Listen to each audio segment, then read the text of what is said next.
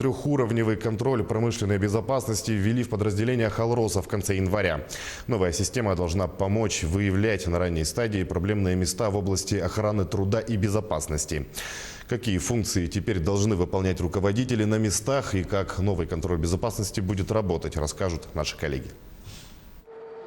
Проверить исправность станков, безопасность конструкции и текущих работ. Такой контроль вверенной площадки теперь ежедневная обязанность начальника участка Вячеслава Арыку.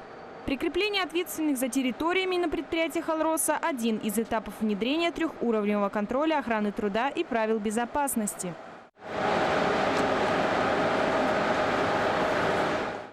Начинается трехуровневый контроль с четкого плана. Схему обсудили на планерке, где и назначили ответственных за производственную территорию и работы на ней.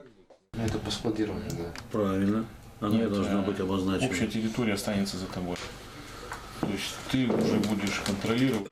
После распределения руководители участков составляют так называемые списки объектов контроля. В них указано, что нужно проверить: исправность техники, безопасную работу персонала и технологический процесс.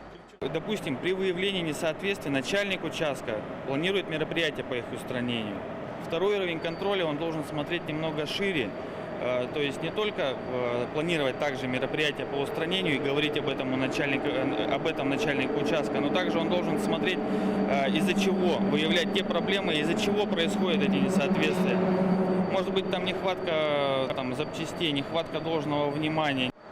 Систему трехуровневого контроля в подразделениях Алроса внедряют с января текущего года. На старте у руководителей не обходится без вопросов. Как правильно разграничить сложную территорию? Как составить перечень объектов?